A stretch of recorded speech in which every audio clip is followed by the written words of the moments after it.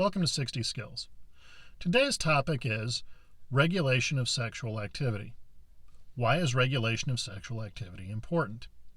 Well, particularly in the case of men, the simple fact of the matter is ejaculation tends to drain subtle energy from the body, and this energy has to be rebuilt afterwards. Now, this can have both the grounding effect, and it can have the effect of making it difficult to make certain kinds of esoteric, magical, or meditative phenomenon occur. If the body is drained of subtle energy, engaging your subtle senses like clairvoyance and clairaudience become quite difficult.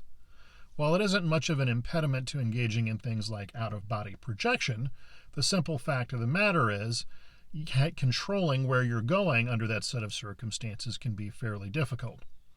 So that is a very practical explanation for why men in particular need to regulate their sexual activity. Also keep in mind that any sexual activity, whether it be with a fantasy in your own mind or with another person, creates a strong energetic connection between your physical self, your energetic bodies, and that other thing or that other person. Depending upon how this is done, this can be very beneficial and uplifting, or it can be very destructive. How that gets managed becomes very important. Additionally, keep in mind, and this mostly applies to men, that because your body has to physically manufacture more fluids and hormones in order to ejaculate, the simple fact of the matter is this draws a lot of energy away from things that could be used for a subtle purpose. With age, the body's production of these things in particular slows down quite a bit. This in turn makes conservation of this as men get older very, very, very important. Women likewise can benefit from this as well, but the effects are not quite as pronounced. So you need to keep in mind when it comes to regulating sexual activity, there's the physical aspect of needing to make more stuff every time you engage in that activity, and there's also the energetic aspect of making connections with other people and things as a result of that activity. So being observant of what you do, in how you choose to do it, and who you choose to engage it with becomes very important. Now, also on this note, I will also go back to the issue of making connections with other people. These connections are what we call semi-permanent.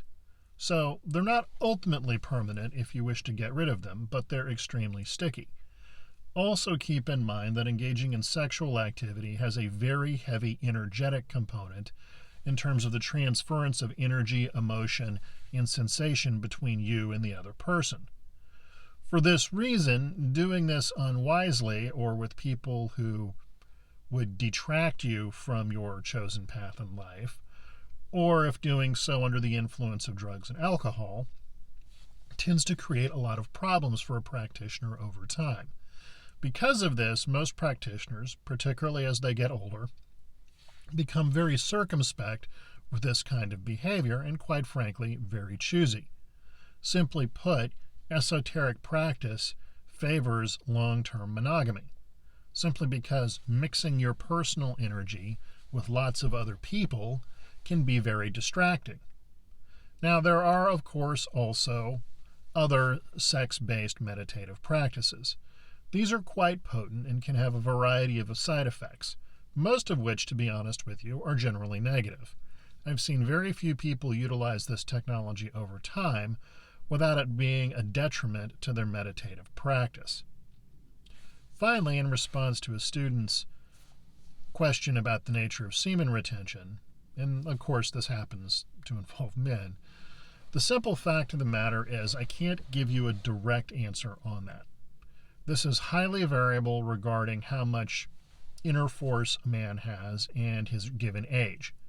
Some guys are full of beans and can ejaculate quite frequently without detracting from their meditative practice. Others have to go long periods of time between doing so. Classically speaking, it was always stated that going 90 to 100 days without ejaculation was necessary for a man to fully restore his internal reserves. I don't know if this is true or not, but it seems to be something that gets spoken about quite a great deal. So all I can tell you regarding that is, if you're feeling drained as a result of sexual activity, take a break from that activity for a while.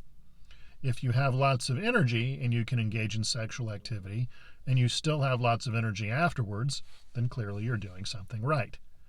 Again, more specific advice really comes down to the individual, and it's highly variable from one man to another. So I hope that answered some questions out there. I look forward to seeing everyone again, and be well.